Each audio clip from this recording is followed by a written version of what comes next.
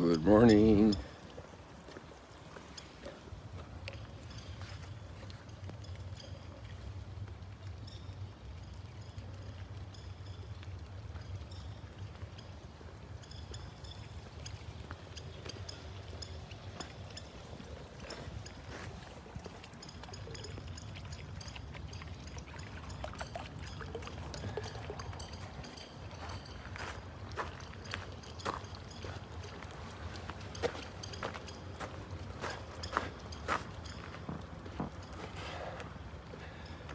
Good morning, everybody.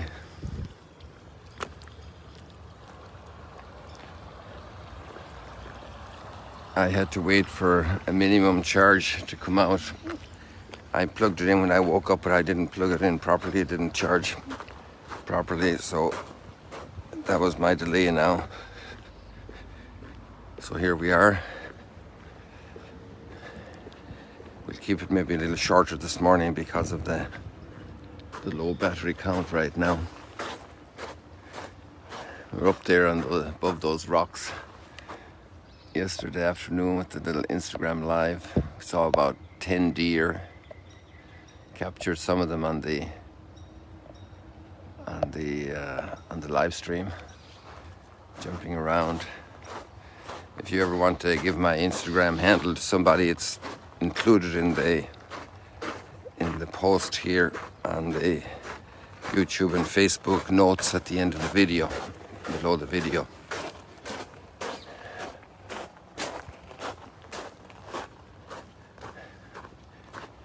So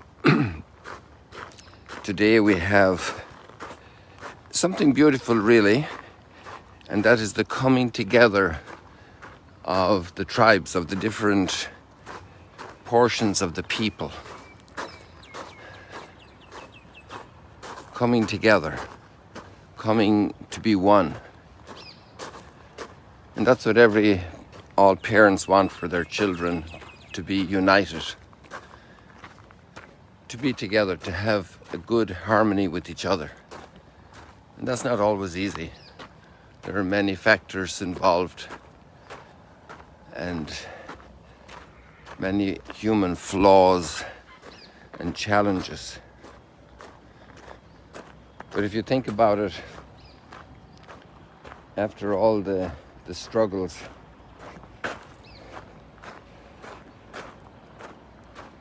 later on when they break up again, after Solomon's time,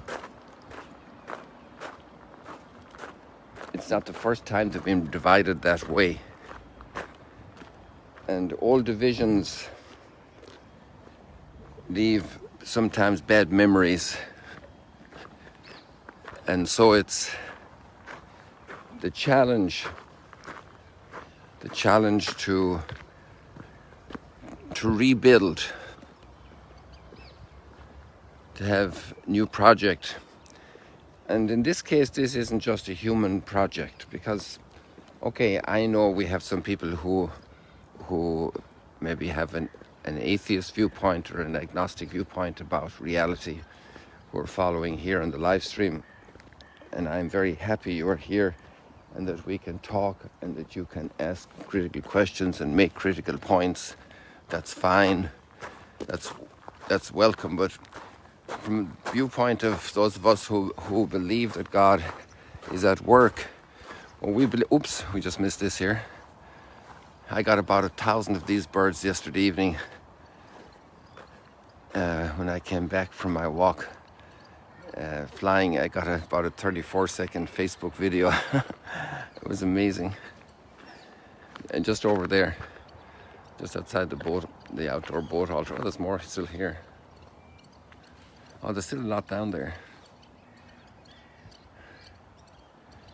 They're probably cormorants, but I realize now that the ones I showed you yesterday, I met a wonderful bird photographer yesterday evening at the end of the hike, and he said the ones I showed you yesterday weren't, at the beginning of the Facebook reel, weren't cormorants. There were another one, and he pulled up the name. He has an incredible eye. He does brilliant photographs. He doesn't publish anything. He's one of our residents here, and just absolutely delightful, exquisite photographs. Such a crisp, clear image with such detail. He has quality cameras, so that's a hobby he has. And he has a marvelous eye and ability. Catches them in flight with their wings spread out. Catches them taking off. All different kinds of beauty. Now there's something here you probably won't see, and it's a cobweb. I'm not sure what would be needed to capture it. I don't know if you can see it this way. My hand is at the back of it. But let's get back to our topic, about rebuilding family unity. Oh yeah, the point was that obviously as readers with faith of the Bible story, we're reading the story of a project God is doing for the good of humanity, for blessings upon humanity, for redeeming us. And so in this whole project, God is at work. God is the one who moves Abraham's heart. God is the one who gives them the gift of the life of a child, of descendants. God is the one who makes the promise. God is the one who says, I will build you up to be a great people. God is the one who is with Joseph when he's sold by his brothers into Egypt. God is the one who is leading that whole rescue work in time of famine, turning evil doing of brothers against brother. From the very beginning, the tribes had their problems. From those stories of the very beginning. And not only that one, many others. Just read the scriptures. So anyway, to rebuild the unity, that's what we're reading about today. And we can all think about our own families, issues. What can we do to rebuild? What can we do to rebuild? It's so easy to split. Like what happens in the gospel, a very nasty accusation against Jesus. And this is coming from religious leaders. And there's a major work happening in Jesus' life. It's kind of hard, even most Jewish people I meet today will spontaneously say to me, he was an incredible leader.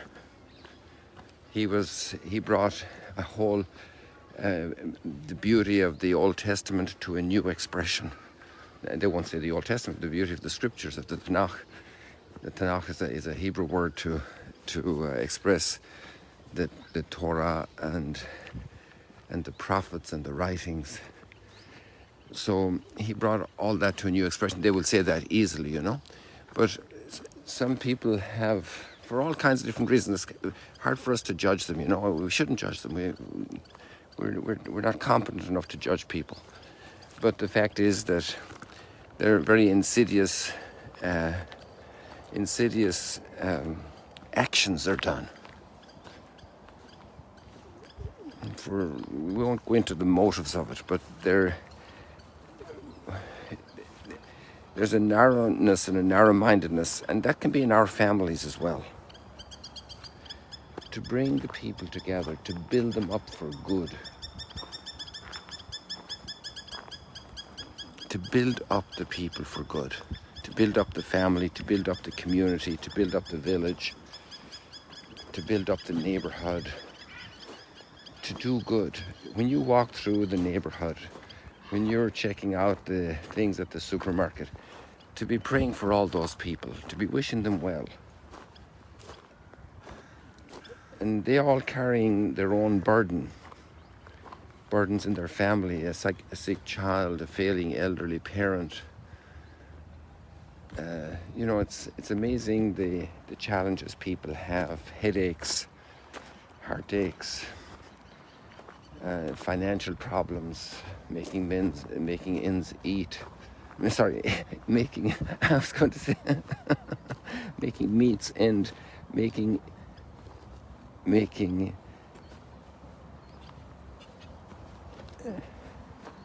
ends meet. And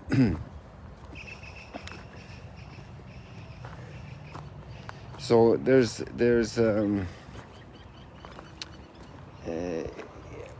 a desire to be fostered in every child when they see another person, to wish that person well. Even if the person physically is a threat, to wish that person well and to pray that they can have a different attitude, a different way of seeing life. The unity of the family. Each married couple, the support they need from the family around them, from friends, to overcome little difficulties and bigger difficulties. To build up, not to tear down. To build up people, to build hope, to build a view, to build reconciliation. I think that's beautiful about today's reading, that aspect out. And then it's God's plan with his people. He's the one building up. He's the one that's really behind it. And when we're building up families and every person, we're building up God's project in them. We're becoming an agent with God to build them up.